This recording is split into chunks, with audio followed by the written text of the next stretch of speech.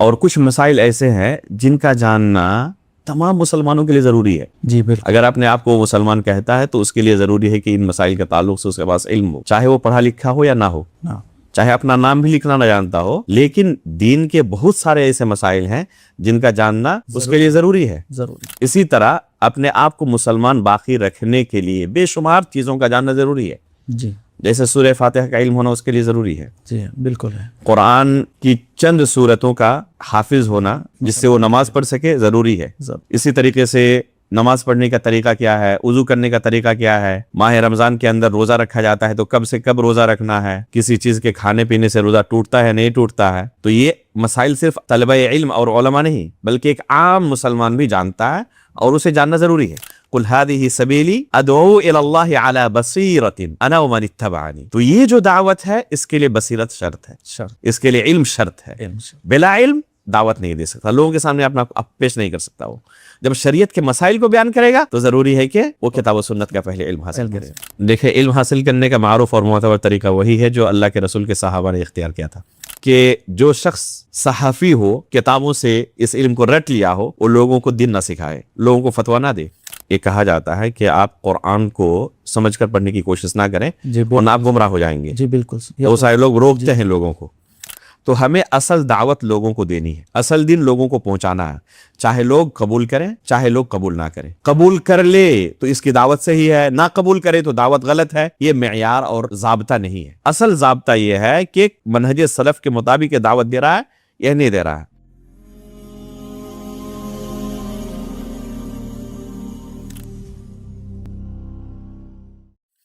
السلام علیکم ورحمۃ اللہ وبرکاتہ. بسم اللہ الرحمن الرحیم. محترم ناظرین, میں آپ کا میزبان محمد عظمت علی فاروقی عمری نذیری آپ سبھی کا ہمارے اس پروگرام میں تہہ دل سے استقبال کرتا ہوں. آج ہمارے اس پروگرام کا موضوع ہے برادرز کی دعوت, کتاب و سنت اور منہج سلف کی روشنی پر. اس موضوع پر ہمارے ساتھ گفتگو کرنے کے لیے ہمارے درمیان فضیلت الشیخ دکتور فاروق عبداللہ نارائن پوری مدنی حفظہ اللہ موجود ہیں. آئیے شیخ سے ملاقات کراتا ہوں.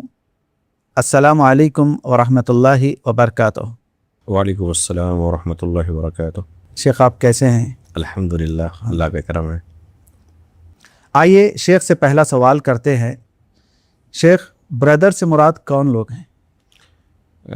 برادرز کا اطلاق ایسے حضرات پر کیا جاتا ہے جنہوں نے اساتذہ کے سامنے بیٹھ کر جی معروف طریقے سے بتدریج قرآن و حدیث کا, کتاب و سنت کا علم حاصل نہ کیا ہو. جی جو کتاب و سنت کو سمجھنے کے لیے بنیادی علوم ہیں جنہیں علوم اعلیٰ کہا جاتا ہے, جی جیسے صرف ہے, نحو ہے, عربی زبان ہے, اصول فقہ ہے, اصول تفسیر ہے, مصطلح الحدیث ہے, علوم حدیث کے اور بھی دوسرے اہم علوم چاہے وہ جرح و تعدیل سے متعلق ہوں اور دوسرے علوم, جی ان تمام علوم کو بتدریج اساتذہ سے جنہوں نے نہ پڑھا ہو اور طلب علم سے پہلے ہی لوگوں کو دین سکھانے کے لیے ان کے سامنے ظاہر ہونا شروع ہو گئے ہوں, جی تو ایسے لوگوں کو برادرز کہا جاتا ہے کہ ابھی تک انہوں نے کتاب و سنت کا معروف طریقے سے علم حاصل نہیں کیا, اس سے پہلے ہی نشر علم کے میدان میں آ گئے. عربی زبان میں ایسے لوگوں کو متعلم کہا جاتا ہے اور بر صغیر کی اصطلاح میں خصوصاً ہندوستان کے اندر برادرز کے نام سے یہ حضرات معروف ہیں. جی تو ایسے لوگوں کے تعلق سے ہی انشاءاللہ آج ہم گفتگو کریں گے کہ ایسے لوگوں کا جو دعوتی میدان میں آتے ہیں کتاب و سنت کا علم معروف طریقے سے حاصل کرنے سے پہلے ان کا یہ عمل کتاب و سنت کی روشنی میں درست ہے یا نہیں ہے. جی جزاکم اللہ. کیا علماء کرام اور طلباء کے علاوہ تمام کو ہم برادرز کہہ سکتے ہیں؟ نہیں, یہ بہت سارے لوگوں کے ذہن میں غلط فہمی ہوتی ہے. جب برادرز کے تعلق سے اہل علم گفتگو کرتے ہیں جی اور ان کی دعوت پر تنقید کرتے ہیں جی تو بہت سارے حضرات یہ سمجھتے ہیں کہ جو علماء اور طلب علم نہیں ہے ان کے علاوہ باقی تمام لوگ برادرز میں شمار ہوتے ہیں. تو یہ بات صحیح نہیں ہے. بردرس کا میں شمار ان لوگوں کا ہوگا جنہوں نے معروف طریقے سے علم حاصل نہیں کیا لیکن لوگوں کے سامنے ظاہر ہونے لگے, اپنے آپ کو داعی, مرشد, مبلغ, مفتی اور عالم اور مدرس کی شکل میں پیش کرنے لگے, حالانکہ انہوں نے علم حاصل نہیں کیا ہے اساتذہ سے. معروف طریقے سے بتدریج انہوں نے کتاب و سنت کا علم حاصل نہیں کیا, لیکن اس سے پہلے اپنے آپ کو ظاہر کرنے لگے, اسٹیجوں کی زینت بننے لگے, ممبر و محراب کی زینت بننے لگے, اپنے آپ کو عالم کی شکل میں اور دینی رہنما کی شکل میں, مبلغ اور مفتی کی شکل میں پیش کرنے لگے. ایسے لوگوں کو بردرس کی کیٹیگری میں شمار کیا جاتا ہے. لیکن اگر کوئی شخص کتاب و سنت کا معروف طریقے سے علم حاصل نہیں کیا ہے لیکن لوگوں کے سامنے اپنے آپ کو ظاہر نہیں کرتے ایک عالم دین کی طرح, تو ایسے لوگوں کو بردرس نہیں کہا جائے گا. کیوں؟ کیونکہ جب تک یہ لوگوں کے سامنے اپنے آپ کو پیش نہ کریں, عوام ان کی طرف دینی مسائل کے بارے میں معلومات حاصل کرنے کے لیے رجوع نہیں کرتی. عوام کب ان کی طرف رجوع کرتی ہے؟ جب یہ اپنے آپ کو ظاہر کرنے لگتے ہیں. اگر ظاہر نہ کریں تو عوام ان کی طرف رجوع نہیں کریں گے, رجوع تو نہیں کرتے, حالانکہ ان کے پاس علم نہیں ہے, کتاب و سنت کو انہوں نے معروف طریقے سے پڑھا نہیں ہے. آپ اگر انہیں کسی مسئلے کے متعلق پوچھیں گے کہ اس مسئلے کے متعلق جو اہم مصادر ہیں آپ بتائیں, تو ایک بھی کتاب کا یہ نام بیان نہیں کر سکتے. بلکہ قرآن و حدیث بھی آپ ان کے سامنے کھول کر رکھ دیں, حدیث کی کوئی کتاب ہو جس میں زبر زیر پیش نہ لگے ہوئے ہوں, تو وہ دیکھ کر پڑھ بھی نہیں سکتے. بالکل سر. تو یہ ان کی علمی حالت ہوتی ہے. ظاہر سی بات ہے کہ جب یہ کتاب و سنت کو پڑھ بھی نہیں سکتے تو یہ جس چیز کی دعوت و تبلیغ کریں گے وہ کتاب و سنت سے حاصل کیا ہوا نہیں ہے. یہ کتاب و سنت سے حاصل کیا ہوا علم نہیں ہے, کیونکہ وہ تو پڑھ بھی نہیں سکتے, تو کہاں سے انہوں نے حاصل کیا؟ اس کا مطلب کہ کسی دوسرے طریقے سے انہوں نے حاصل کیا ہے, یا تو مترجم کتابوں سے, اردو میں ہو, چاہے انگریزی میں ہو, چاہے ہندی میں ہو, یا کسی دوسری زبان میں ہو. تو بہت ساری کتابیں لکھی گئی ہیں, ان کتابوں کو پڑھ کر شریعت کے متعلق کچھ مسائل کی جانکاری ہو گئی, یا جمعہ کے خطبے ہوتے ہیں, بہت سارے علمی دروس ہوتے ہیں, ان میں شرکت کر کے بعض مسائل کی جانکاری ہو جاتی ہے. تو اب اس بنا پر وہ لوگوں کے سامنے اپنے آپ کو پیش کرنے لگتے ہیں. جب پیش کرتے ہیں تو لوگوں کی طرف سے سوال ہوتا ہے, چونکہ لوگ یہ سمجھتے ہیں کہ جو بھی ہمارے سامنے کھڑا ہوا ہے وہ عالم دین ہے. عوام کے درمیان یہ تفریق نہیں ہوتی کہ حقیقت میں ان کے پاس علم ہے یا نہیں ہے. ان کے درمیان جو بھی کھڑا ہو, ممبر اور محراب کی جو بھی زینت بننے لگے, عوام انہیں عالم دین سمجھنے لگتی ہے. بلکہ جو سب سے زیادہ لچکدار انداز میں تقریر کرے, چرب زبانی جن کے یہاں ہو, انہیں سب سے بڑا عالم سمجھتی ہے عوام. اس سے انہیں کوئی فرق نہیں پڑتا کہ ان کے پاس حقیقت میں کتاب و سنت کا علم ہے یا نہیں ہے. اس بنا پر وہ کیا کرتی ہے, ان سے دینی مسائل کے تعلق سے سوال کرتی ہے, اور یہ بلا علم لوگوں کو جواب دیتے ہیں. اس کا نتیجہ کیا ہوتا ہے کہ یہ خود گمراہ ہوتے ہیں, دوسروں کو گمراہ کرتے ہیں. اور عین ہی بعین ہی یہی چیز اللہ کے رسول صلی اللہ علیہ وسلم نے قیامت کی نشانیوں کو بیان کرتے ہوئے بیان کیا ہے کہ جب علماء دنیا سے اس طرح رخصت ہوں گے تو بہت سارے لوگ کیا کریں گے, لوگوں کے سوالوں کا جواب دیں گے بلا علم. لوگ سوال کریں گے ان سے اور یہ بلا علم جواب دیں گے. اس کا نتیجہ یہ ہوگا کہ یہ خود گمراہ ہوں گے, دوسروں کو گمراہ کریں گے. تو اب سوال پیدا ہوتا ہے کہ ایک عام آدمی جو شرعی مسائل کے تعلق سے جانکاری نہیں رکھتا, وہ ایسے لوگوں سے سوال کرنے ہی کیوں جاتا ہے جن کے پاس علم نہیں ہے؟ وہ بھی لا علم ہے شرعی مصادر سے, جو سائل ہے سوال کرنے والا, اور جو جواب دے رہا ہے یہ بھی لا علم ہے شرعی مصادر سے. تو سائل وہ ہوا, مسئول یہ ہوا. ایسا ہوتا ہی کیوں ہے؟ ایسا کیوں نہیں ہوتا کہ جو سوال کرنے والا ہے اور جو جواب دینے والا ہے, کبھی الٹا کیوں نہیں ہوتا؟ یہ جواب دینے والا اس سے کیوں سوال نہیں کرتا؟ کیوں نہیں ہوتا؟ آخر اس کی وجہ یہ ہے کیونکہ اس بندے نے اپنے آپ کو لوگوں کے سامنے عالم کی شکل میں پیش کیا. بالکل صحیح بات. اور جب پیش کیا عالم کی شکل میں تو لوگ دھوکا کھا جاتے ہیں, اور ان سے لوگ دینی مسائل کے تعلق سے پوچھنے لگتے ہیں کہ ان کے پاس تو کتاب و سنت کا علم ہوگا, ورنہ یہ کیوں کرتے, اپنے آپ کو پیش کیوں کرتے؟ تو اس وجہ سے دھوکا کھا جاتے ہیں, اور دھوکا کھانے کی بنا پر ان کو اپنا دینی رہنما سمجھنے لگتے ہیں, ان کو اسٹیج فراہم کرتے ہیں, ممبر پر چڑھاتے ہیں, دینی مسائل کے تعلق سے ان کی طرف رجوع ہوتے ہیں، اور جو یہ رہنمائی کرتے ہیں بلا علم، اسی کو دین اور شریعت سمجھ کر عمل کرنے لگتی ہے۔ اسی کو اللہ کے رسول نے کہا قد ضلوا واضلوا، یہ خود گمراہ ہوتے ہیں، دوسروں کو گمراہ کرتے ہیں۔ تو علماء اور طالب علم کے علاوہ تمام لوگوں کو ہم بردر نہیں کہیں گے۔ بے شمار لوگوں کو آپ پائیں گے کہ الحمدللہ ہر درس کے اندر پہلے حاضر ہوتے ہیں، جو عوامی دروس ہوتے ہیں لوگوں کو دین سکھانے کے لیے، یا جمعہ کے خطبے میں پائیں گے کہ پہلے ایک دم سب سے حاضر ہیں وہ، اور ان کی عمر اگر ہو چکی ہے 50-60 سال، اتنے دنوں سے جمعہ کے خطبے سنتے سنتے اچھا خاصا ان کے پاس شرعی مسائل کے تعلق سے علم آ چکا ہے، تو کیا ہم ان کو بردر کہیں گے؟ نہیں۔ اگر وہ اپنے آپ کو ظاہر کرے تو تب کہیں گے بردر، اور ظاہر نہ کرے بردر نہیں کہیں گے ہم ان کو۔ تو ہر کوئی بردر نہیں ہے، جو اپنے آپ کو ظاہر کرے لوگوں کے سامنے علم حاصل کرنے سے پہلے ہی، صرف ان کو بردر کہا جائے گا، باقی لوگوں کو بردر نہیں کہا جائے گا۔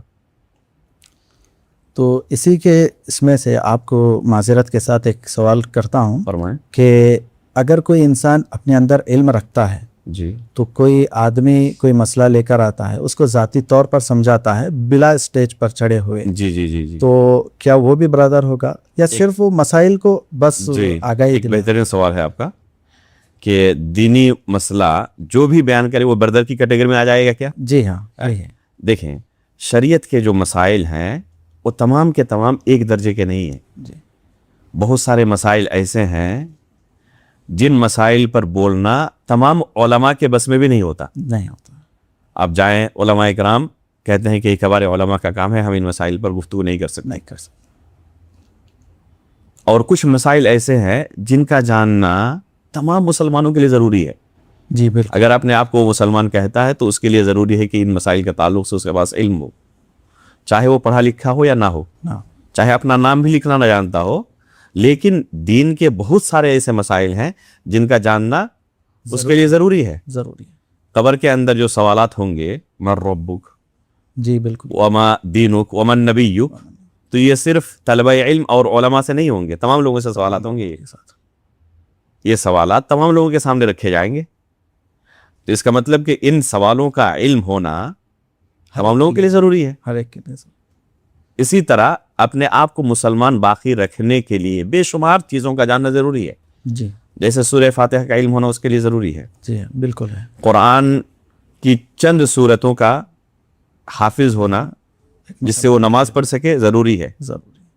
اسی طریقے سے نماز پڑھنے کا طریقہ کیا ہے، وضو کرنے کا طریقہ کیا ہے، ماہ رمضان کے اندر روزہ رکھا جاتا ہے تو کب سے کب روزہ رکھنا ہے، کسی چیز کے کھانے پینے سے روزہ ٹوٹتا ہے نہیں ٹوٹتا ہے، تو یہ مسائل صرف طلبہ علم اور علماء نہیں بلکہ ایک عام مسلمان بھی جانتا ہے، اور اسے جاننا ضروری ہے بحیثیت مسلمان۔ تو اللہ رب العالمین نے ہر مسلمان کے اوپر دعوت کی کوئی نہ کوئی ذمہ داری دی ہے۔ جی، والعصر ان الانسان لفی خسر الا الذین آمنوا وعملوا الصالحات وتواصوا بالحق وتواصوا بالصبر۔ 4 چیزوں کے بارے میں اللہ نے بیان کیا۔ یہ 4 کیٹیگری کے لوگ ہیں جو خسارے میں نہیں، باقی تمام لوگ خسارے میں ہیں۔ ان میں تیسری چیز جو اللہ نے بیان کی، وتواصوا بالحق، یہ حق کی ایک دوسرے کو تلقین کرنا، وصیت کرنا، اس سے مراد ہے دعوت و تبلیغ۔ تو دعوت و تبلیغ ہر ایک کے اوپر ضروری ہے، اگر نہ کرے تو عند اللہ وہ کیا ہوگا، مسئول ہوگا، مواخذہ ہوگا اس کا۔ لیکن اس سے مراد کون سی دعوت و تبلیغ ہے؟ اسٹیج پر کھڑے ہو کر اپنے آپ کو لوگوں کے سامنے ظاہر کرنا، یا اپنے ماتحت لوگوں کو دین کے متعلق جو اسے ذمہ دار بنایا گیا ہے اس ذمہ داری کو نبھانا۔ اللہ رب العالمین نے اس کے اوپر دعوت کی کچھ نہ کچھ ذمہ داری ڈالی ہے۔ اسی کو اللہ کے رسول نے فرمایا الا کلکم راع وکلکم مسئول عن رعیتہ، تو ہر ایک ذمہ دار ہے اور اس کی ذمہ داری کے بارے میں اس سے پوچھا جائے گا قیامت کے دن۔ ایک باپ کو اس کی اولاد کے متعلق سوال کیا جائے گا، شوہر کو بیوی کے متعلق، بیوی کو گھر کے متعلق، تو ماتحت لوگوں کے متعلق اللہ رب العالمین نے ہر شخص کو ذمہ دار بنایا ہے۔ اللہ کے رسول نے فرمایا مروا اولادکم بالصلاۃ وهم ابناء 7، اگر بیٹے کی عمر، بچے کی عمر 7 سال کی ہو گئی ہے تو نماز کا حکم دو۔ حکم دینے، تو یہ حکم دینا صرف علماء کے لیے نہیں ہے، یہ صرف علماء ہی اپنے بچوں کو نماز کا حکم دیں گے، یہ حکم دے رہا صرف طلبہ علم کے نہیں ہے کہ جن کے پاس کتاب و سنت کا علم ہے وہی اپنے بچوں کو نماز کا حکم دیں گے، نہیں، یہ حکم دینا ہر ایک کے لیے، تو یہ بھی تو دعوت ہے، کیا یہ دعوت نہیں ہے؟ یہ بھی دعوت ہے، لیکن یہ دعوت انتہائی محدود پیمانے پر ہے۔ اپنے ماتحت لوگوں کو ایسے مسائل کے تعلق سے بیان کرنا، ان کی گرفت کرنا، ان کی خبر لینا جن مسائل کا علم سب کو ہونا چاہیے بحیثیت مسلمان۔ اگر کسی کے گھر میں کوئی منکر کام ہو رہا ہو، گانا بجانا ہے، غیبت کر رہے ہیں لوگ گھر کے اندر بیٹھے ہوئے، تو گھر کا جو ذمہ دار ہے اس پر ضروری ہے کہ اس سے روکے۔ یہ نہیں کہہ سکتا اللہ رب العالمین کے پاس کہ میں عالم دین نہیں تھا اس لیے گانے بجانے سے میں نے گھر والوں کو نہیں روکا تھا، تو ہر اس چیز کا علم اس کے پاس تھا کہ یہ حرام ہے۔ تو بہت ساری ایسی چیزیں ہیں جن کا حرام ہونا، حلال ہونا بحیثیت مسلمان پتہ ہونا ضروری ہے۔ زنا حرام ہے، چوری حرام ہے، ڈکیتی حرام ہے، جھوٹ بولنا حرام ہے، غیبت حرام ہے، شرک حرام ہے۔ یہ چیزیں ایسی ہیں جن کا حرام ہونا ہر مسلمان کے لیے واضح ہے۔ اسی طرح نماز پڑھنا ضروری ہے، ماہ رمضان کا روزہ رکھنا ضروری ہے، ان چیزوں کا والدین کی اطاعت کرنا ضروری ہے، قرآن کی تلاوت نیکی کا کام ہے، سچ بولنا ضروری ہے۔ تو ان چیزوں کا علم ہونا ہر مسلمان کے لیے ضروری ہے، صرف علماء کے لیے نہیں۔ تو ان مسائل کے تعلق سے اپنے ماتحت جو افراد ہیں ان کی تربیت کرنا ضروری ہے ہر ذمہ دار کے لیے۔ تو یہ بھی دعوت ہے۔ تو یہ جو اس کو دعوت کی ذمہ داری دی ہے اللہ رب العالمین نے، اس سے اگر کوئی یہ سمجھ لے کہ میرے لیے اب رخصت مجھے مل گئی لوگوں کے سامنے اپنے آپ کو ظاہر کرنے کی، داعی کی حیثیت سے، مبلغ کی حیثیت سے، تو استدلال صحیح نہیں ہوگا، استدلال غلط ہے۔ یہ محدود پیمانے پر اللہ نے اس کو اجازت دی ہے، بلکہ اس کو ذمہ دار بنایا ہے۔ لیکن اگر وہ اپنے آپ کو ظاہر کرنا چاہے لوگوں کے سامنے داعی کی حیثیت سے، ایک مبلغ کی حیثیت سے، تو پھر ذمہ داری اس کی بڑھ جاتی ہے، پھر کتاب و سنت کا علم حاصل کرے، اور علم حاصل کرنے کی بنیاد پر لوگوں کو دعوت و تبلیغ دے۔ اسی کو اللہ رب العالمین نے قرآن کریم کے اندر بیان کیا، قُلْ هَذِهِ سَبِيلِي أَدْعُو إِلَى اللَّهِ عَلَى بَصِيرَةٍ أَنَا وَمَنِ اتَّبَعَنِي۔ تو یہ جو دعوت ہے اس کے لیے بصیرت شرط ہے، اس کے لیے علم شرط ہے۔ بلا علم دعوت نہیں دے سکتا، لوگوں کے سامنے اپنا پیش نہیں کر سکتا۔ وہ جب شریعت کے مسائل کو بیان کرے گا تو ضروری ہے کہ وہ کتاب و سنت کا پہلے علم حاصل کرے۔ امام نووی رحمہ اللہ نے صحیح مسلم کی شرح میں اس مسئلے کو بہت ہی بہترین طریقے سے بیان کیا ہے کہ ایک عام شخص بحیثیت مسلمان جن مسائل کا جاننا اس کے لیے ضروری ہے، یہ مسائل وہ عام شخص بھی اپنے ماتحت لوگوں کو بیان کرے گا، لیکن دین کے مسائل جو دقیق ہے، باریک ہیں، اہم ہے، بڑے مسائل ہیں، ان مسائل کے تعلق سے اس کو گفتگو کرنے کی اجازت نہیں ہے۔ تو اس کو لوگوں کے سامنے پیش کرنے کی اجازت نہیں ہے، اپنے ماتحت جو ان کو، یعنی سامنے والے کو کبھی یہ غلط فہمی نہ ہو کہ ان کے پاس ہم دینی مسائل کے لیے رجوع ہو سکتے ہیں، ان کے پاس ہمیں دینی رہنمائی مل سکتی، یہ غلط فہمی نہ ہو۔ اگر اس کی ایکٹیویٹی ایسی ہے، لوگوں کے سامنے ایسے اپنے آپ کو پیش کر رہا ہے کہ سامنے والا غلط فہمی میں شکار ہو جائے گا، غلط فہمی کا شکار ہو جائے گا کہ یہ عالم ہے، اس کے پاس شرعی مسائل کا علم ہے، حالانکہ اس کے پاس ہے ہی نہیں، تو اس کے لیے یہ طریقہ اختیار کرنا جائز نہیں ہے۔ جزاکم اللہ۔ تو جہاں ابھی کتاب و سنت کی بات ہوئی، کیا داعی اور مبلغ کے لیے ضروری ہے کہ وہ کسی مدرسے سے فارغ ہو؟ نہیں، ضروری نہیں ہے، البتہ علم حاصل کرنا ضروری ہے۔ علم حاصل کرنا مدرسے کے اندر ہی وہ علم حاصل کرے یہ ضروری نہیں، علم حاصل کرنا ضروری ہے۔ اس لیے جب آپ نے پوچھا کہ برادرس سے مراد کون ہے، تو ہم نے اس وقت کیا کہا تھا کہ اساتذہ کے سامنے بیٹھ کر معروف طریقے سے بتدریج انہوں نے کتاب و سنت کا علم حاصل نہ کیا ہو، تو یہ ہے حقیقت میں اصل شرط کہ استاد سے اس علم کو حاصل کیا ہو، استاد کے سامنے بیٹھ کر بتدریج معروف طریقے سے علم کو حاصل کرنے والا ہو۔ تو اس سے یہ پتا چلا کہ استاد کا ہونا ضروری ہے۔ اب یہ استاد اپنے گھر میں بیٹھ کر کسی دوسرے کو تعلیم دیں، کوئی شخص جائے اور کسی استاد کے گھر میں جا کر ان کے پاس پڑھے، یا پھر وہ استاد مسجد میں بیٹھیں، یا پھر مدرسے کے کلاس روم میں بیٹھیں، کہیں پر بھی بیٹھیں، لیکن استاد کے سامنے بیٹھ کر اس علم کو حاصل کر بتدریج آگے بڑھنا، اسٹیپ بائی اسٹیپ، نیچے سے اوپر تک آگے بڑھنا ضروری ہے، اور اس کے لیے صبر کی ضرورت ہے، ایک لمبی مدت کی ضرورت ہے۔ تو یہ ہے اصل شرط۔ کبھی آپ نے نہیں سنا ہوگا کسی عالم دین سے جو لوگ برادرز پر تنقید کرتے ہیں انہوں نے یہ شرط لگائی ہو کہ مدرسے کے اندر ہی پڑھنا آپ کے لیے ضروری ہے. کبھی انہوں نے یہ بات نہیں کی. کبھی نہیں لگا شرط. ہمیشہ وہ یہ کہتے ہیں کہ آپ اساتذہ سے معروف طریقے سے علم حاصل کریں. آپ شیخ ابو زید ضمیر حفظہ اللہ کو جانتے ہوں گے. جی الحمدللہ. جو علماء کرام برادرز پر تنقید کرتے ہیں انہی علماء کرام کو آپ نے دیکھا ہوگا کہ شیخ ابو زید ضمیر حفظہ اللہ کی طرف لوگوں کی رہنمائی کرتے ہیں کہ ان سے آپ جڑے رہیں اور ان کے دروس سے استفادہ کریں. جی بالکل. حالانکہ شیخ ابو زید ضمیر حفظہ اللہ انہوں نے کسی مدرسے میں تعلیم حاصل نہیں کی, کسی مدرسے میں جا کے انہوں نے نام نہیں لکھایا, لیکن جو علم حاصل کرنے کا معروف طریقہ تھا اہل علم کے یہاں وہ طریقہ انہوں نے اختیار کیا. علماء اکرام کے ساتھ جڑے اور پھر انہوں نے علوم اعلیٰ جو ہے, نحو ہے, صرف ہے, عربی زبان ہے, اصول فقہ ہے, جو علوم اعلیٰ ہے ان کا علم حاصل کیا اور بتدریج آگے بڑھتے رہے یہاں تک کہ جب ان کے پاس الحمدللہ صلاحیت آ گئی عربی زبان کو دائرہ سمجھنے کی, تو شیخ البانی رحمہ اللہ جو کہ اس صدی ہجری میں دنیا کے سب سے بڑے علماء میں سے گزرے ہیں, تو شیخ نے ایک لمبی مدت تک شیخ البانی رحمہ اللہ کے جتنے کیسٹ تھے ایک طرف سے تمام کو سن ڈالا. وہ 400 سے زیادہ کیسٹ ہوں گے اور ایک ایک کیسٹ گھنٹے گھنٹے کا ہے. تو اس طریقے سے ایک لمبی مدت تک شیخ نے محنت کی. اس کے بعد دیکھیں کہ ان کے علم کے اندر کیسی اصالت آئی ہے. تو اگر یہ کوئی شخص اس طرح اپنے اندر علمی اصالت پیدا کر لیتا ہے, علماء کے ساتھ بیٹھ کر ان کے سامنے بتدریج اس علم کو حاصل کر کے اپنے اندر اتنی صلاحیت پیدا کر لے کہ علماء خود گواہی دیں گے اس وقت.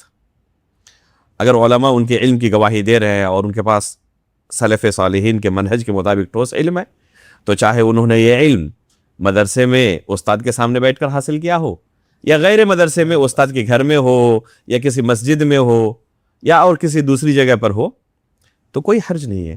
تو مدرسے میں داخلہ لینا اور مدرسے کا فارغ ہونا کوئی ضروری چیز نہیں ہے, البتہ استاد کے سامنے بیٹھ کر علم حاصل کرنا یہ ضروری ہے. جزاکم اللہ. ایک اور چیز کہ علم حاصل کرنے کا معتبر اور معروف طریقہ کیا ہے؟ دیکھیں, علم حاصل کرنے کا معروف اور معتبر طریقہ وہی ہے جو اللہ کے رسول کے صحابہ نے اختیار کیا تھا صلی اللہ علیہ وسلم. اللہ کے رسول صلی اللہ علیہ وسلم فرماتے ہیں اپنے صحابہ کو, تسمعون ویسمع منکم ویسمع ممن یسمع منکم, تم مجھ سے سن رہے ہو. تو صحابہ نے کیسا اللہ کے رسول سے علم حاصل کیا؟ اللہ کے رسول سے سن کر. تو یہ ہے طریقہ. پھر آگے اللہ کے رسول نے خود بیان کیا کہ ابھی تم مجھ سے سن رہے ہو اور علم حاصل کر رہے ہو, آنے والا جنریشن جو ہے تمہارے بعد کا وہ تم سے پھر اسی طرح سنے گا اور پھر علم حاصل کرے گا. یہی طریقہ ہے. اس لیے آپ دیکھیں جتنے سلف صالحین ہیں کبھی ایک کی سیرت میں بھی آپ کو نہیں ملے گا کہ انہوں نے ذاتی مطالعے سے اس علم کو حاصل کر لیا تھا اور علماء نے ان پر تنقید نہیں کی تھی. ایک بندہ بھی آپ کو نہیں ملے گا, بلکہ خصوصی طور پر ان سلف صالحین کی سیرت میں آپ کو ملے گا کہ ان کے اساتذہ کون ہیں اور ان کے شاگرد کون ہیں. ہر ایک عالم دین کی سیرت میں رجال کی کتاب اٹھائیں, تاریخ کی کتاب اٹھائیں, تاریخ بغداد جیسے اب اٹھائیں, تاریخ دمشق اٹھائیں, رجال کی جو کتب ہیں ان تمام کتب کو آپ کھنگال ڈالیں, کسی ایک بھی عالم کے بارے میں آپ کو نہیں ملے گا کہ انہوں نے ذاتی مطالعے سے علم حاصل کر لیا تھا. ان کے اساتذہ کی لمبی فہرست آپ کو ملے گی. تہذیب الکمال آپ اٹھائیں, نام ذکر کرنے کے بعد امام مزی رحمہ اللہ فوراً کیا ذکر کرتے ہیں, کن سے انہوں نے علم حاصل کیا تھا, اساتذہ کی لمبی فہرست. امام بخاری رحمہ اللہ فرماتے ہیں کہ میں نے یہ علم 1080 اساتذہ سے حاصل کیا ہے. سبحان اللہ. اور وہ سب کے سب اس عقیدے کے حامل تھے کہ ایمان قول و عمل کا نام ہے. یہاں دو چیز یہاں پر ہمیں یعنی پتہ چلتی ہے. یہ ہے ہمارے اسلاف. امام بخاری رحمہ اللہ کہتے ہیں کہ میں نے 1080 اساتذہ سے علم حاصل کیا ہے. پہلی چیز ہمیں کیا پتہ چلا کہ اساتذہ کے سامنے بیٹھ کر علم کو حاصل کیا جائے گا. دوسری چیز کیا کہتے ہیں کہ یہ سب کے سب اس عقیدے کے حامل تھے کہ ایمان قول و عمل کا نام ہے. تو یہ بھی دیکھنا ضروری ہے کہ وہ عالم ہوں جن سے ہم علم حاصل کریں گے اور ساتھ میں منہج سلف کا حامل بھی ہو. ایسا نہیں کہ کوئی بدعتی ہو. تو یہ دو بنیادی شرطیں ہیں. تو बगैर असातिज़ा के ज़ाती मुताले से इल्म हासिल करने का तसव्वुर इस्लाम के अंदर नहीं है, ये तसव्वुर ही नहीं है। सलफ में भी यानी ताबईन तबे ताबईन के ज़माने में भी बाद लोगों ने ये कोशिश की कि खुद से ज़ाती मुताले से किताबों से इस इल्म को रट ले और लोगों के दरमियान इस इल्म को नशर करें, और उनकी तादाद कोई मामूली भी नहीं थी। इमाम अबू ज़नाद रहमहुल्लाह फरमाते हैं, और ये उनका एक कौल इमाम मुस्लिम रहमहुल्लाह ने अपनी सही के मुकद्दमे में जिक्र किया है। मुकद्दमे सही मुस्लिम के अंदर आपको एक कौल मिल जाएगा। जी।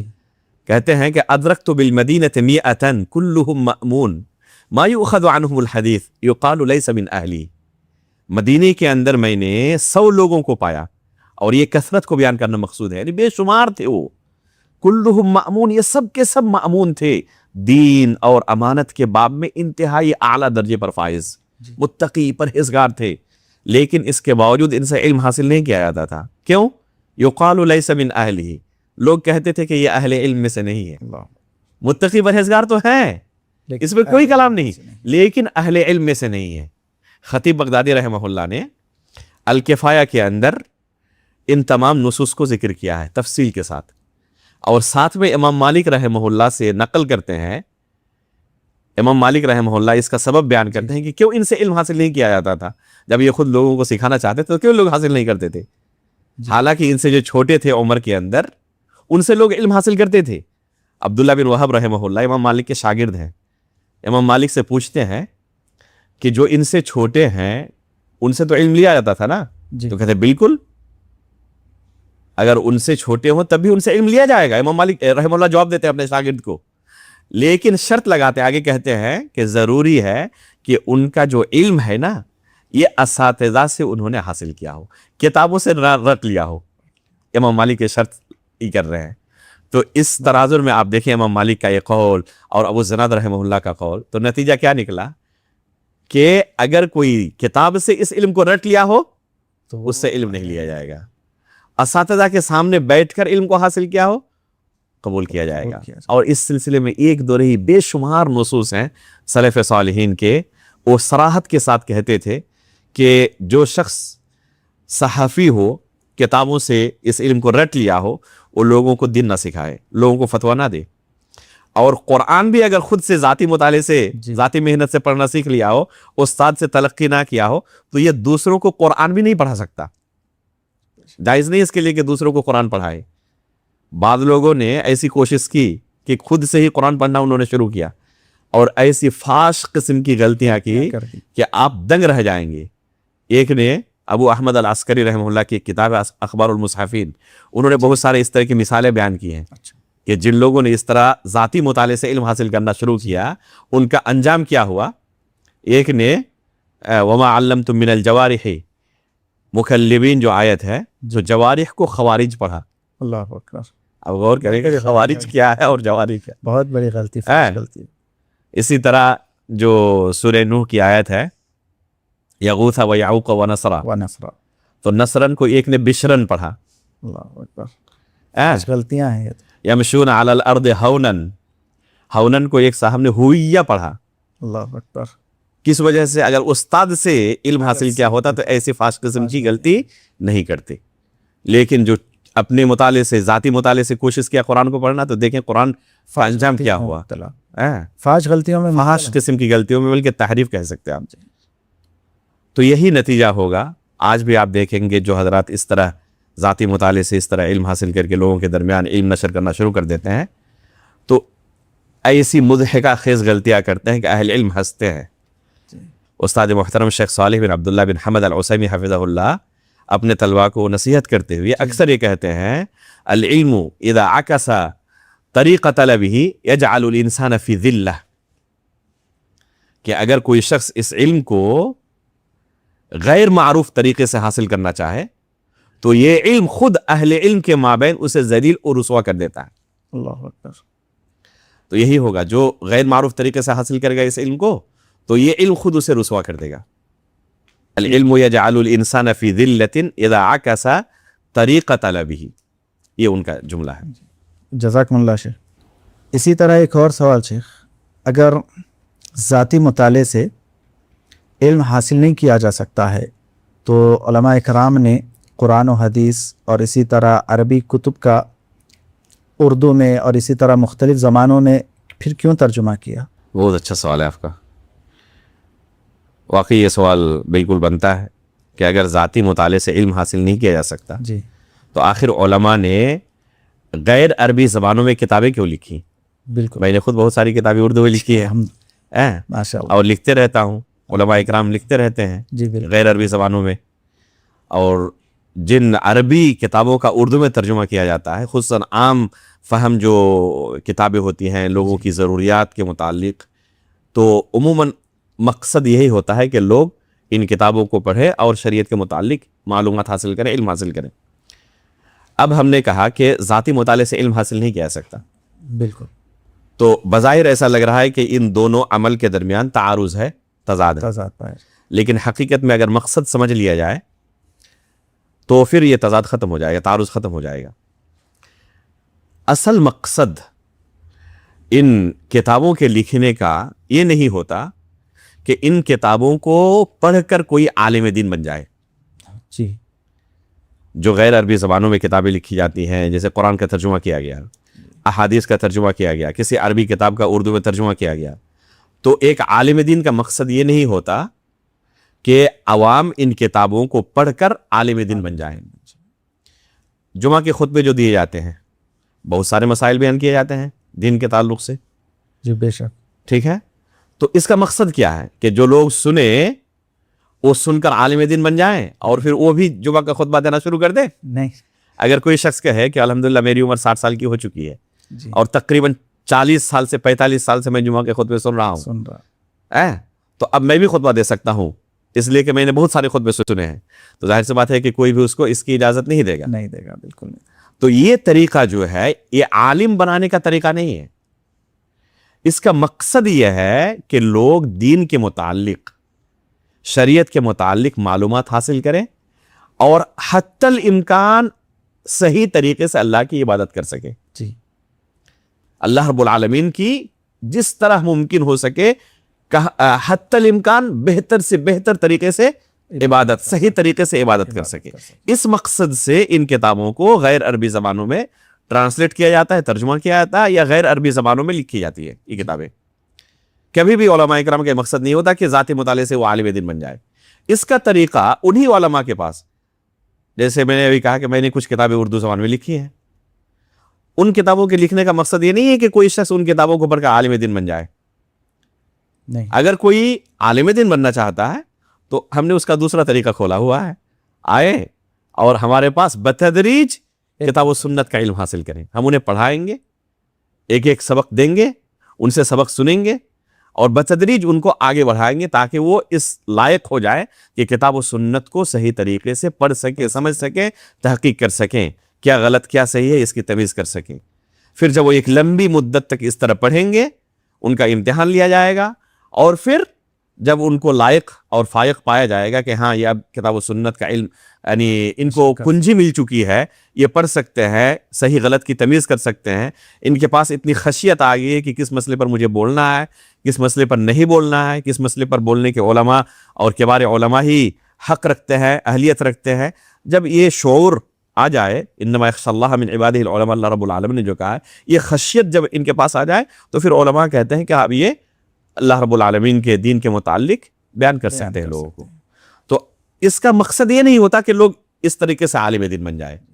قرآن کا ترجمہ ضرور پڑھیں، لیکن یہ مقصد لے کر نہیں کہ میں ذاتی مطالعے سے پڑھ کر عالم دین بن جاؤں گا، داعی بن جاؤں گا اور لوگوں کو سکھاؤں گا. نہیں، اگر یہ مقصد آپ کا ہے تو پھر آپ علماء کے پاس جائیں، بیٹھیں اور پھر بتدریج کتاب و سنت کا علم حاصل کریں. لیکن اگر آپ دین کے متعلق جاننا چاہتے ہیں، صحیح طریقے سے اللہ کی عبادت کرنا چاہتے ہیں، ضرور قرآن کا ترجمہ پڑھیں، ضرور علماء کے درس میں آ کر بیٹھیں، جمعہ کے خطبے میں سب سے پہلے آئیں. آپ کو نیکی بھی ملے گی پہلے آنے کی، اور خطبہ سننے سے آپ کے پاس علم آئے گا اور صحیح طریقے سے آپ عبادت کر سکیں گے. تو اس مقصد سے ضرور آپ آئیں اور آپ کے لیے بہت اجر و ثواب کا کام ہے یہ. لیکن اگر کوئی اس مقصد سے جمعہ کا خطبہ سن رہا ہے کہ میں بھی عالم بن جاؤں گا اور میں بھی خطبہ دینا شروع کر دوں گا، تو یہ طریقہ اس کا نہیں ہے، اس کا طریقہ دوسرا ہے. جی شیخ، جزاکم اللہ. ایک اور سوال ہے کہ عوام اپنی جانب سے بذات خود قرآن کا اگر ترجمہ پڑھتی ہے جی تو مختلف زبانوں میں کیا گیا ہے، تو کیا ان کے لیے مفید ہوگا یا ان کے لیے مضر ہوگا؟ بہت اہم سوال ہے یہ. آپ نے سنا ہوگا جی بعض جماعتوں کی طرف سے یہ کہا جاتا ہے کہ آپ قرآن کو سمجھ کر پڑھنے کی کوشش نہ کریں جی ورنہ آپ گمراہ ہو جائیں گے. جی بالکل. بہت سارے لوگ روکتے ہیں لوگوں کو، اور ان کے بالمقابل جماعت اہل حدیث کی یہ خصوصیت ہے کہ یہ کہتے ہیں کہ آپ بھی قرآن کریم کا ترجمہ پڑھیں، تفسیر پڑھیں. تو یہ پڑھنے کی جو دعوت دیتے ہیں اس کا مقصد یہ ہوتا ہے کہ قرآن کریم کے اندر بے شمار آیتیں ایسی ہیں جن آیتوں سے نصیحت حاصل کرنا ایک عام شخص کے لیے بھی بہت آسان ہے.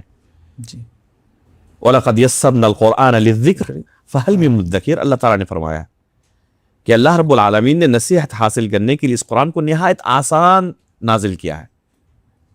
ایک شخص اگر نصیحت حاصل کرنا چاہے تو قرآن کریم کے اندر بے شمار آیتیں ایسی ہیں جن سے وہ نصیحت حاصل کر سکتا ہے اور اپنی دنیا اور آخرت کی اصلاح کر سکتا ہے. سابقہ امتوں کا کیا حال ہوا جب انہوں نے اپنے نبیوں اور رسولوں کا انکار کیا. جب ان آیتوں کو وہ پڑھے گا تو ظاہر سی بات ہے کہ اس کے دل کی دنیا بدل جائے گی. جی بالکل. جب ایک شخص قرآن کریم کے اندر جہنم کی ہولناکی کو پڑھتا ہے، اسی طرح قیامت کی ہولناکی کو پڑھتا ہے، اذا زلزلت الارض زلزالها، تو یہ اتنی واضح آیت ہے کہ اس سے اس کے دل کی دنیا بدل جاتی ہے. بالکل. تو جنت کی نعمتیں، جہنم کا عذاب، قیامت کی ہولناکیاں، سابقہ امتوں کا کیا حل ہوا، توحید اور شرک سے متعلق جو آیتیں ہیں، تو یہ نصیحت کی جو چیزیں ہیں ایک عام شخص کے لیے بھی انتہائی آسان ہے. جی بالکل صحیح. اس لیے ہم ضرور کہیں گے کہ ایک عام شخص بھی قرآن کا ترجمہ ضرور پڑھے، تفسیر ضرور پڑھے. جس زبان کو سمجھتا ہے اللہ کے فضل سے اس زبان میں ترجمہ اور تفسیر موجود ہے تو ضرور پڑھے، لیکن کبھی بھی اس کے دماغ میں یہ وہم نہ پیدا ہو کہ اس طریقے سے پڑھ کر میں عالم دین بن سکتا ہوں اور میں لوگوں کے درمیان دعوت و تبلیغ کے لیے کھڑے ہونے کا اہل بن سکتا ہوں. اس لیے کہ اسی قرآن کے اندر بہت ساری آیتیں ایسی ہیں جن کا سمجھنا ذاتی مطالعے سے اس کے لیے ممکن ہی نہیں ہے، بلکہ اہل علم کے لیے بھی بہت ساری آیتیں ایسی ہیں جن کا سمجھنا آسان نہیں ہے. شیخ الاسلام علامہ ابن تیمیہ رحمہ اللہ نے ایک کتاب لکھی ہے، تفسیر آیات اشکلت علی کثیر من العلماء. لمبا نام ہے جس کا مفہوم یہ ہے ایسی آیتوں کی تفسیر جن کا سمجھنا علماء کے لیے مشکل ہو گیا. سبحان اللہ. اب سوچیں کہ جن کا سمجھنا علماء کے لیے مشکل ہو تو عوام ذاتی مطالعے سے سمجھ سکتی ہے؟ نہیں سمجھ سکتے. ممکن ہی نہیں ہے. تو عوام کے لیے ترجمہ قرآن پڑھنا مفید ہے، لیکن صرف عبادت کرنے کے لیے، نصیحت حاصل کرنے کے لیے. اور ایسی آیتیں بے شمار ہیں، لیکن اگر وہ یہ سوچ رہے ہیں کہ اس میں احکام سے متعلق جو آیتیں ہیں، عقیدے کی باریک مسائل سے متعلق جو آیتیں ہیں، ان کو ہم ذاتی مطالعے سے سمجھ لیں گے تو یہ ممکن نہیں ہے. اساتذہ کے سامنے بیٹھنا پڑے گا، مشائخ کے سامنے بیٹھنا پڑے گا اور ان کے دروس سے آپ کو استفادہ کرنا پڑے گا. اور آپ اگر سکھانا چاہتے ہیں تو پھر بتدریج ایک لمبی مدت تک آپ کو گزارنا پڑے گا علم کے راستے میں. جزاکم اللہ شیخ. ایک اور سوال ہے کہ علماء اور برادرز ان دونوں کے مابین کیا فرق؟ بہترین سوال ہے.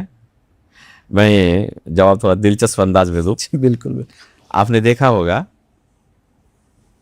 ہر شہر میں، جی ہر علاقے میں بہت سارے کوالیفائڈ ڈاکٹر ہوتے ہیں جی جنہوں نے باضابطہ اس علم کو حاصل کیا ہے اساتذہ کے سامنے بیٹھ کر ایک لمبی مدت تک. جی. اور بہت سارے ایسے ڈاکٹر بھی ہوتے ہیں جنہوں نے ڈاکٹری نہیں پڑھی ہے لیکن ڈاکٹروں کے ساتھ رہنے کی وجہ سے وہ بھی بہت سارے دوائیوں کے بارے میں جان لیتے ہیں. جی بالکل جانتے ہیں. اور پھر وہ کیا کرتے ہیں، لوگوں کا علاج کرنا شروع کر دیتے ہیں. تو اصلی ڈاکٹر اور نقلی ڈاکٹر، ان ڈاکٹروں کے درمیان فرق کرنا ایک عام شخص کے لیے آسان ہوتا ہے یا نہیں ہوتا؟ بالکل آسان ہوتا ہے. ہر کوئی جانتا ہے کہ یہ پڑھا لکھا ڈاکٹر ہے، اس کے پاس ڈگری ہے، اس نے باضابطہ اس فن کو سیکھا ہے. ایک لمبی مدت تک اس میں محنت کرنے کے بعد اس ताल्लुक से इल्म हासिल किया है और फिर उसके बाद लोगों का इलाज करना शुरू किया है। इसी के बिलमुकाबिल बहुत सारे ऐसे डॉक्टर हैं जिनको आवाम की इस्तिलाह में कॉग डॉक्टर कहते हैं जी हैं। तो ये नकली डॉक्टर हैं, डुप्लीकेट डॉक्टर हैं, ये भी इलाज करते हैं। बहुत सारे मरीज इनके इलाज से ठीक भी होते हैं, शफायाब भी हो जाते हैं। लेकिन इस वजह से कभी भी दुनिया की कोई भी हुकूमत इन जाली और नकली डॉक्टरों को इजाजत नहीं देती कि आप भी इसी तरह प्रैक्टिस कर सकते हैं, इलाज कर सकते हैं। तो जिस तरीके से इस मैदान में आप आसानी से तफरीक करते हैं, तकरीबन तमाम मैदानों में इसी तरीके से आप तफरीक कर सकते हैं। इसी तरीके से शरीयत का भी मैदान है, इसी तरीके से कि कौन ब्रदर्स में से हैं और कौन अहले इल्म में से हैं, इनके दरमियान तफरीक करना बहुत मुश्किल नहीं है। अहले इल्म में से वो होंगे जिनके असातिज़ा हैं, ब्रदर्स में वो होंगे जिनके असातिज़ा नहीं है। एक बुनियादी फ़र्क ये हुआ। दूसरा फ़र्क ये कि इन असातिज़ा से उन्होंने बतदरीज इस इल्म को हासिल किया है। जैसे कपड़े का जो ई है, क्या कहते हैं कि उसकी जो साइज़ है, आप देखेंगे कि जैसे जैसे बच्चे की उम्र बढ़ती जाती है साइज बढ़ता जाता है, उस कपड़े की साइज़ के अंदर भी तब्दीली होती रहती है।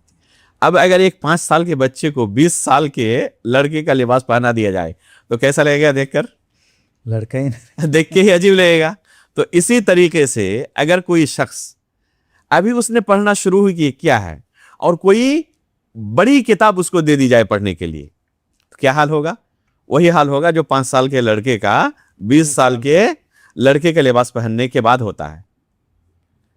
तो इस इल्म को बतदरीज हासिल किया जाता है, एक मुश्त नहीं, और बड़ी किताबों से शुरुआत नहीं की जाती।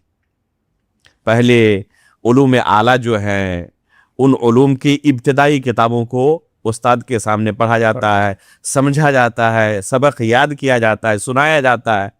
फिर उस्ताद इम्तिहान लेते हैं, जब पता चलता है कि हाँ इन चीज़ों को ये सीख चुका है, तो फिर उसके बाद दूसरी किताब उनके सामने रखी जाती है।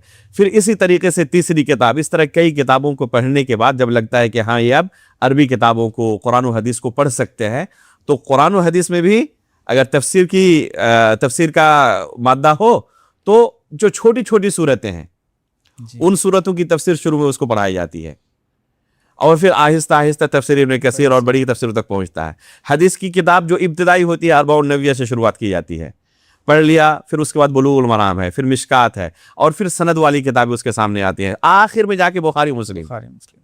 अब ब्रदर्स को देखेंगे इसके बिल्कुल बरअक्स, ये शुरुआत ही करते हैं बुखारी और मुस्लिम से, जहां पर उसकी इंतहा होनी चाहिए थी वहां से ये शुरुआत करते हैं, होती है, और जो वहां शुरुआत हुई थी इनके यहाँ ये चीज नापैद होती है, बिल्कुल होती ही नहीं। इसलिए ये बुनियादी उलूम से लाइल्म होते हैं, इनके पास कोई इल्म नहीं होता। इसी तरीके से अहले इल्म एक लंबी मुद्दत तक पढ़ने के बाद अपने अंदर ये सलाहियत पैदा करते हैं और इनके पास ये चीज़ मफकूद होती है जी। तो इस तरीके से आसानी के साथ फ़र्क किया जा सकता है कि ये इनका शुमार अहले इल्म में है या इनका शुमार ब्रदर्स में से है।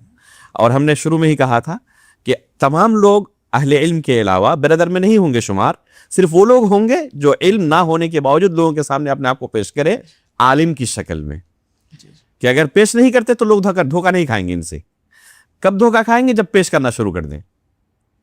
तो इस तरीके से आसानी से फ़र्क किया जा सकता है। ये तो शेख आप फ़र्क बताएं जी, लेकिन अगर हम अवाम को देखेंगे तो ब्रदर्स की तरफ जो है अवाम का मैलान बहुत ज़्यादा है, इसकी वजह क्या है? एक भी बहुत अहम सवाल है ये। ब्रदर्स की तरफ आवाम के मैलान की बहुत बड़ी वजह यह है कि एक आम शख्स को बहुत आसानी के साथ अपने हर सवाल का जवाब मिल जाता है, बल्कि आप यूं भी कह सकते हैं कि मनचाहा जवाब मिल जाता है जी। जिस तरह का जवाब चाहते हैं ये ब्रदर्स उसी तरह का जवाब उन्हें दे देते हैं। अहले इल्म के यहाँ खशियत होती है, किसी भी मसले पर बोलने से पहले वो अपने आप का इम्तिहान लेते हैं कि इस मसले पर बोलना मेरे लिए मुनासिब है या नहीं है, मेरे अंदर अहलियत है या नहीं है इस मसले पर बोलने की। अगर उनके ऊपर कोई सवाल पेश किया गया علم نہ ہو اس سوال کے تعلق سے تو جواب نہیں دیتے، اللہ عالم کہہ کے خاموش ہو جاتے ہیں. آپ علماء سے جا کر کسی مسئلے کو پوچھیں تو بہت سارے سوالوں کا آپ کو جواب نہیں دیں گے. سلف سے لے کر آج تک اہل علم کا یہی حال ہے. جی بالکل صحیح کہ وہ سوالوں کا جواب دینے سے پہلے اچھی طرح جانچ پرکھ کرتے ہیں کہ ہم اس سوال کا جواب دے سکتے ہیں نہیں دے سکتے. اگر علم نہ ہو تو معذرت کر لیتے ہیں کہ اس سوال کا جواب آپ کسی دوسرے عالم سے پوچھیں، میرے پاس اس سوال کا علم نہیں ہے. ہمارے پاس بہت سارے سوالات آتے ہیں، ہم کا جواب نہیں دے پاتے. ہم بھی اپنے اساتذہ سے پوچھتے ہیں، وہ بھی ہمیں جواب نہیں دے پاتے. بردرز کا معاملہ اس کے بالکل برعکس ہوتا ہے. ان کے پاس ہر سوال کا جواب تیار ہوتا ہے، بلکہ آن دا اسپاٹ اسٹیج پر ہی کھڑے کھڑے اسی وقت جواب تیار کرتے ہیں اور سامنے والے کو دے دیتے ہیں. اور سامنے والا ان کی عقلی باتوں کو سن کر خوش ہو جاتا ہے اور متاثر بھی ہوتا ہے. ان کو اس سے کوئی فرق نہیں پڑتا کہ ہمارا یہ جواب قرآن و حدیث کے مطابق ہے یا نہیں ہے. چونکہ ان کے پاس علم ہی نہیں ہوتا قرآن و حدیث کا، تو یہ کیا کرتے ہیں، لاجیکلی ہر سوال کا جواب دینے کی کوشش کرتے ہیں. یہ لاجیکلی سامنے والے کو کسی بھی طرح خاموش کرنا ہے. ہر سوال کا جواب دینا ضروری سمجھتے ہیں یہ. اور ہر سوال کا جواب دیتے بھی آپ نے کبھی کسی بردر کو نہیں سنا ہوگا کہتے ہوئے کہ مجھے اس سوال کا جواب نہیں پتا ہے. یا اہل علم سے یا ہم سے جو بڑے علماء ہیں ان سے آپ جا کے پوچھیں، کبھی آپ نے نہیں پایا ہوگا. تو چونکہ عوام کو فوراً ان کے سوالوں کا جواب مل جاتا ہے، اس لیے وہ ان کی طرف فوراً مائل ہو جاتے ہیں. ایک اور چیز جس سے بہت سارے لوگ متاثر ہوتے ہیں وہ نمبرنگ کا مسئلہ ہے. یہ کیا کرتے ہیں، آیت اور حدیث کا نمبر لوگوں کو بیان کرتے ہیں. کسی چیز کو بیان کیا اور اس کے اتنے نمبرات. بہت سارے لوگ اس سے متاثر ہو جاتے ہیں، مرعوب ہو جاتے ہیں. حالانکہ حقیقت میں یہ بردرس کی مجبوری ہوتی ہے نمبر بیان کرنا. اچھا، انہی نمبرات والے نصوص کو ان سے آپ پوچھ لیں کہ آپ نے فلاں حدیث کا اتنا نمبر بتایا تھا، بخاری میں اتنا نمبر ہے، وہ حدیث ذرا پڑھ کے سنا دیں. اس کے بعد آپ کو پتا چلے گا کہ ان نمبروں کا کیا حال ہے. بلکہ ان کے سامنے کھول کر رکھ دیں، زبر زیر اگر نہ لگا ہوا ہو تو پڑھ بھی نہیں پائیں گے. نہیں پڑھ. تو نمبر یاد کرنا بڑا آسان ہے، نمبر یاد کرنا بڑا آسان ہے، لیکن مکمل ایک صفحے کی حدیث کو یاد کرنا بڑا مشکل ہے. عوام کیا سمجھتی ہے کہ ان کا نمبر بیان کرنا ان کی ذہانت کی دلیل ہے، حالانکہ حقیقت میں ان کی مجبوری ہے نمبر سے کام چلانا. جی، کیونکہ یہ پڑھ نہیں سکتے، اور جب کوشش کرتے ہیں پڑھنے کی تو ایک سطر کے اندر فاش قسم کی بے شمار غلطیاں کرتے ہیں. کیونکہ یہ ابتدائی درجات میں جو صرف اور نحو کے قواعد پڑھائے جاتے ہیں ان سے بھی واقف نہیں ہوتے، فاش قسم کی غلطیاں کرتے ہیں. تو اس لیے وہ نمبر سے کام چلاتے ہیں اور عوام مرعوب ہو جاتی ہے کہ یہ حقیقت میں ان کے پاس ہی اصل علم ہے. جی، حالانکہ ہمارے پاس اصل یہ نہیں ہے کہ انہوں نے نمبر کون سا بیان کیا یا کون سی آیت بیان کی یا کون سی حدیث بیان کی. اصل یہ ہے کہ جو وہ دلیل دے رہے ہیں وہ دلیل حقیقت میں منہج سلف کے مطابق وہی مفہوم اس کا ہے جو انہوں نے بیان کیا یا کوئی دوسرا مفہوم ہے. صرف ہمارے یہاں حوالہ کافی نہیں ہے. یہ تو صرف نمبر سے کام چلاتے ہیں. خوارج، معتزلہ، قدریہ، جہمیہ جیسے گمراہ فرقے جو ہوتے ہیں جی، وہ تو باضابطہ پورا نص پڑھتے ہیں، پوری آیت پڑھتے ہیں، پوری حدیث آپ کو سنا دیں گے. صحابہ اکرام کو علی رضی اللہ تعالیٰ عنہ اور ان کے ساتھ جو دوسرے صحابہ اکرام تھے خوارج نے قتل کرنا شروع کیا. ان صحابہ اکرام پر کفر کا فتویٰ لگایا، جی، ان کے خلاف تلوار اٹھائی. جی، خوارج ان صحابہ اکرام کو اپنی تلواروں سے قتل کرتے تھے اور کیا سمجھتے تھے کہ ہم اللہ رب العالمین کی قربت حاصل کر رہے ہیں ان صحابہ اکرام کو قتل کر کے، نعوذ باللہ. اور اپنے اس عمل کے لیے وہ قرآن سے دلیل پیش کرتے تھے. وَمَن لَّمْ يَحْكُم بِمَا أَنزَلَ اللَّهُ فَأُولَٰئِكَ هُمُ الْكَافِرُونَ إِنِ الْحُكْمُ إِلَّا لِلَّهِ. قرآن سے وہ دلیل دیتے تھے اور صحابہ اکرام کو کافر کہتے تھے، نعوذ باللہ من ذالک. تو اب سوچیں کہ اگر کوئی قرآن سے بھی دلیل دے اور اس کا وہ مفہوم نہ ہو تو ہم قبول کر لیں گے؟ نہیں کر سکتے. علی بن ابی طالب رضی اللہ تعالیٰ عنہ خلیفہ راشد کیا کہتے تھے ان خوارج سے؟ کلمۃ حق ارید بها الباطل، کہ آپ نے جو دلیل پیش کی، وہ دلیل تو اپنی جگہ پر برحق ہے، یہ اللہ کا کلام ہے، ارید بہل باطل، لیکن مسئلہ یہاں پر اصل مفہوم اور مراد کا ہے۔ یہ جو آپ نے مراد بیان کی، تفسیر جو بیان کی، یہ باطل تفسیر ہے۔ اللہ کے رسول نے ہمیں جو تفسیر بیان کی تھی وہ تفسیر یہ نہیں ہے جو آپ مراد لے رہے ہیں۔ تو اگر کوئی شخص نمبر کیا پوری آیت پڑھ کے سنا دیں لیکن اس کا وہ مفہوم نہ ہو جو سلف صالحین نے لیا ہے تو ہم اسے قبول نہیں کر سکتے۔ تو اصل نمبر کا مسئلہ نہیں ہے، اصل مسئلہ کس کا ہے کہ وہ منہج سلف کے مطابق ہے یا نہیں ہے، اس کا یہی معنی ہے یا نہیں ہے۔ اور یہ کیسے پتہ چلے گا کہ یہی معنی ہے یا نہیں؟ پڑھنا پڑے گا پھر، اور یہی کام وہ نہیں کرنا چاہتے۔ تو چونکہ عوام کو فٹافٹ جواب مل جاتا ہے بغیر کسی محنت کے، اور ہر کوئی آسان پسند ہوتا ہے، آج ہمارے عوام کے یہاں وہ دینی شعور نہیں ہے کہ دین کو حاصل کرنے کے لیے علماء اکرام کی طرف رجوع کرے اور اس کے لیے محنت کرنی پڑے، اس کے لیے مال اور محنت کی قربانی دینی پڑے، تو ہم اس کے لیے تیار ہیں نہیں ہے ہمارے ہاں وہ بیداری۔ آج لوگ کیا کرتے ہیں، ان کو فٹافٹ جواب چاہیے، اس لیے فوراً گوگل کھولتے ہیں اور وہی سوال ٹائپ کیا، فوراً جواب مل گیا، خوش ہو گئے۔ تو چونکہ ان بردرز کے پاس فوراً ان کو جواب مل جاتا ہے، اس لیے بہت جلدی ان کی طرف مائل ہوتے ہیں۔ جی ٹھیک ہے، ایک آخری سوال یہ ہے، کیا علماء کو برادرز کے ساتھ مل کر کام کرنا چاہیے؟ جی یہ بہت زیادہ مطالبہ ہوتا ہے کہ ان بردرز کو میدان سے نہیں ہٹانا چاہیے، یہ ایک لمبے زمانے سے محنت کر رہے ہیں، کام کر رہے ہیں، ان سے فائدہ بھی بہت ہوتا ہے۔ یہ بھی کہا جاتا ہے کہ ان سے فائدہ تو بہت ہوتا ہے، بہت سارے لوگوں نے ان کے ہاتھ پر اسلام قبول کیا، بلکہ بہت سارے تو یہ بھی کہتے ہیں کہ آپ کے ہاتھ پر کتنے لوگوں نے اسلام قبول کیا، ان کے ہاتھ پہ تو بے شمار لوگوں نے اسلام قبول کیا ہے، تو آپ ان کے اوپر ہی کلام کر رہے ہیں۔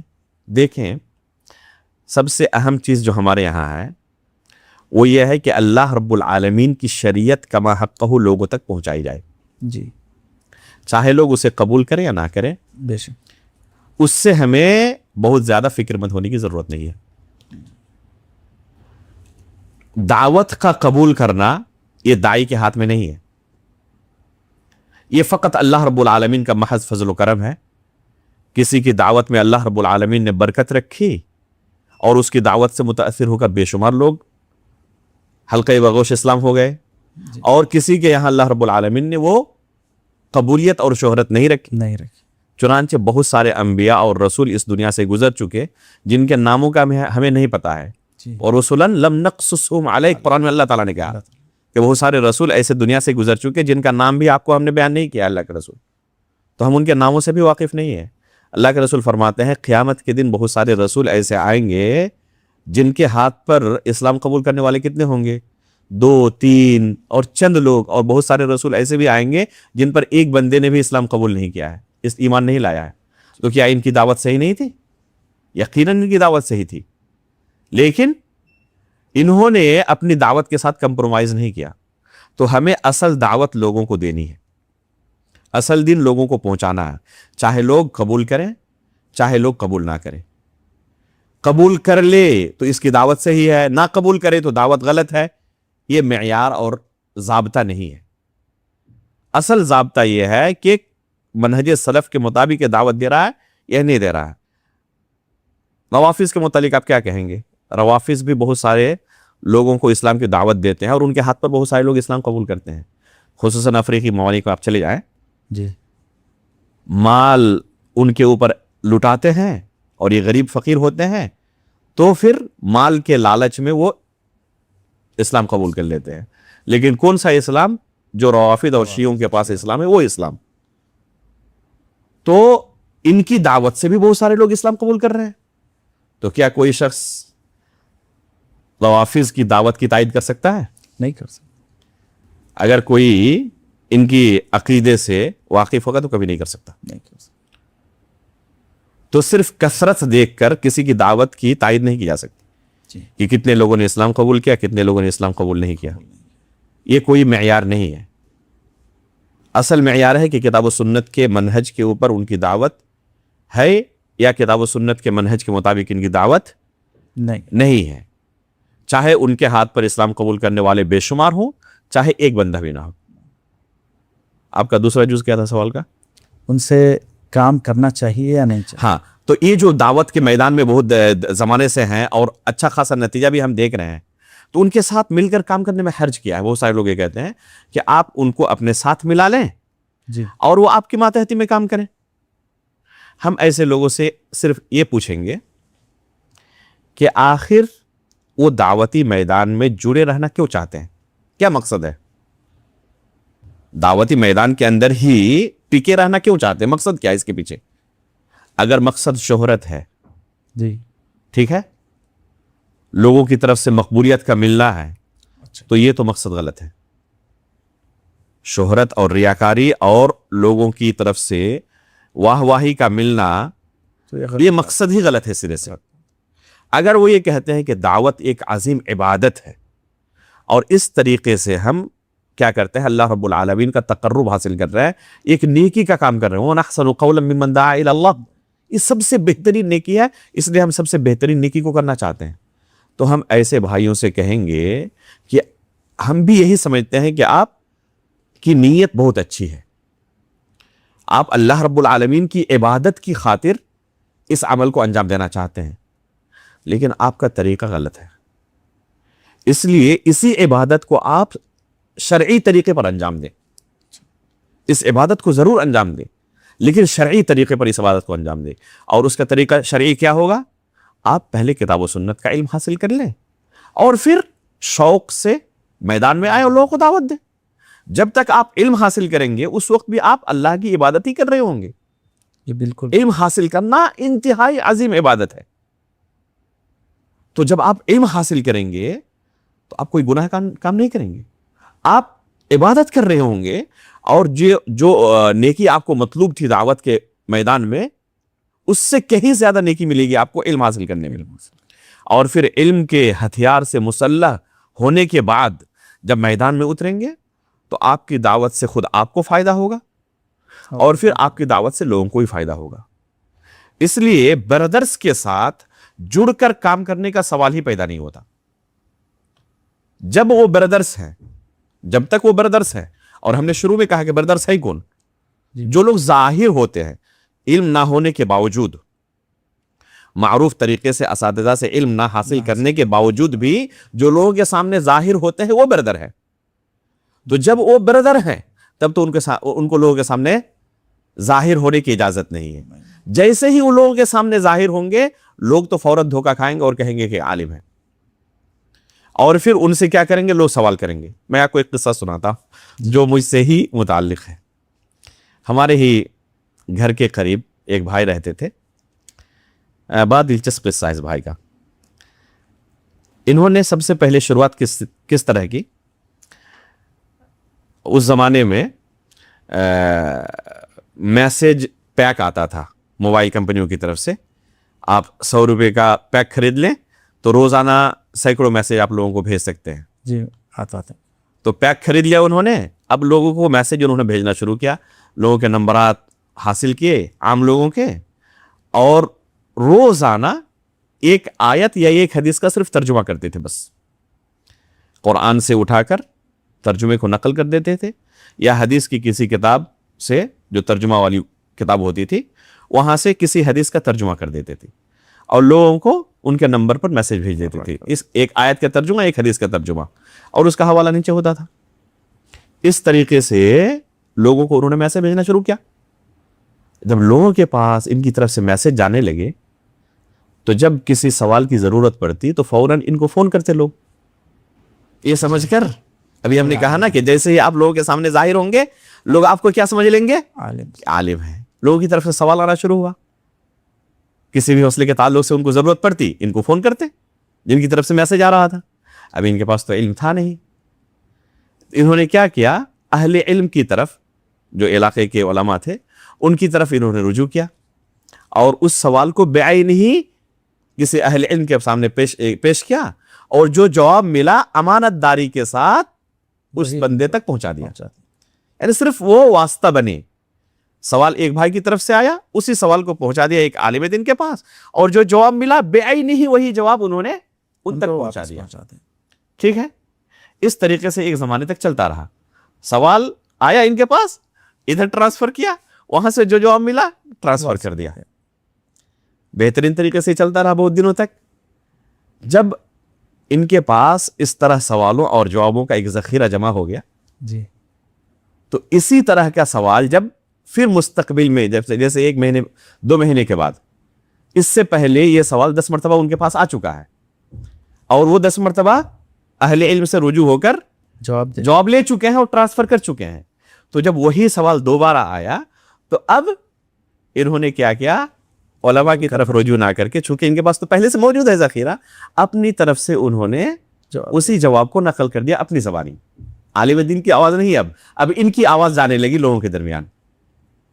जब कोई नया सवाल आता तब उलमा की तरफ भेजते, पुराना सवाल आता तो उन्हीं जवाबों में से अपने एक जवाब तैयार करके भेज देते। अब जब इनकी आवाज़ जाने लगी तो ये बंदा है कौन, तो अब इनको मौका दिया जाए। अब स्टेजों के अंदर इनको मौका दिया जाने लगा।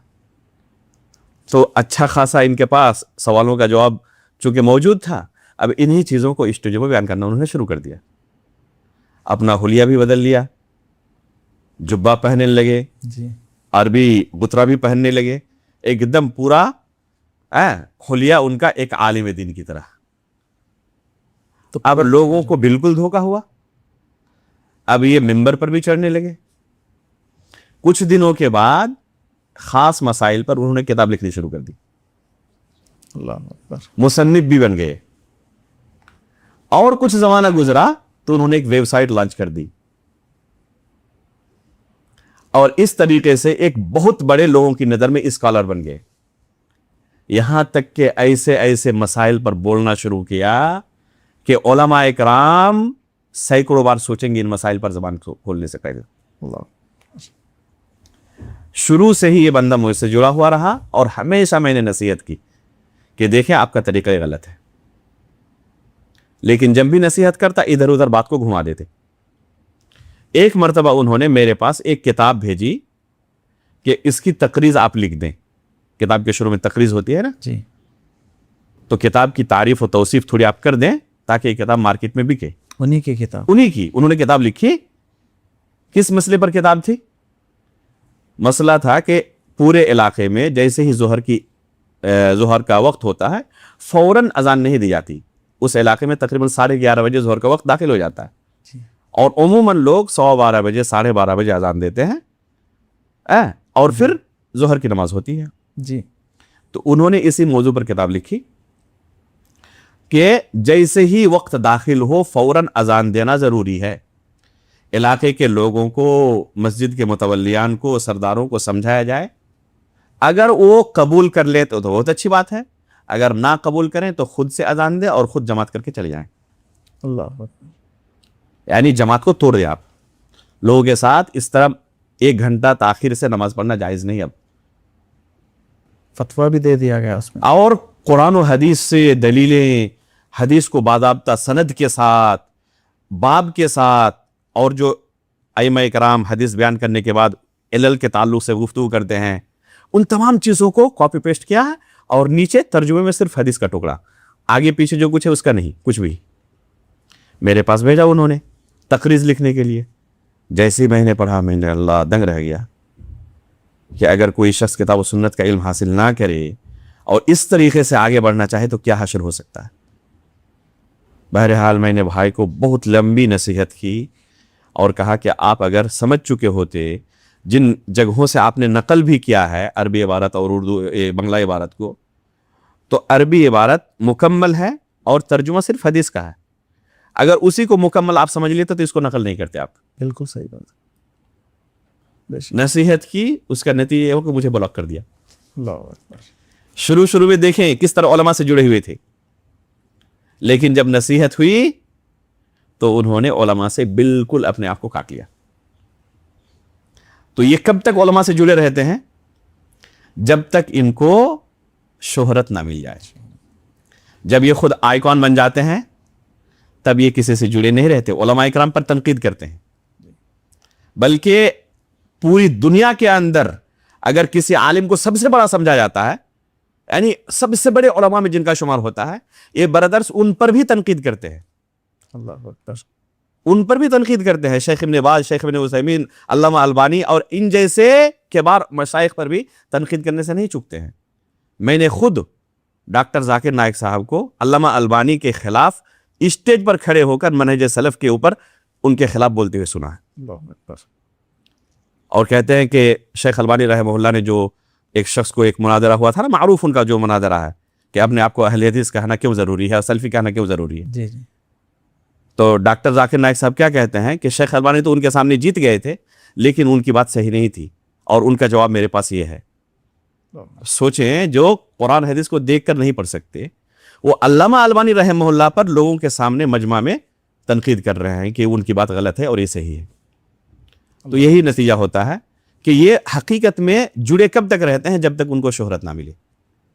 لیکن جب یہ شہرت کے اونچے معیار پر پہنچ جائیں, یہ کسی کے انڈر نہیں رہتے, اور پھر یہ جو فتنہ پھیلاتے ہیں اس کا تدارک ممکن نہیں ہوتا. تو سد باب کے طور پر بھی علماء کیا کہتے ہیں کہ ان کو جب تک یہ علم حاصل نہ کریں لوگوں کے سامنے ظاہر ہونے کی اجازت نہیں ہے. جی ٹھیک ہے شیخ, جزاکم اللہ خیر. جزاکم اللہ. آپ آئے ہمارے پروگرام پر, بہت بہت شکریہ. اللہ سے دعا کرتے ہیں کہ اللہ رب العالمین آپ کے علم میں, صحت میں خیر اور عافیت عطا فرمائے, آمین. آپ کے اہل و عیال میں عافیت عطا فرمائے. آمین. جزاکم اللہ خیر.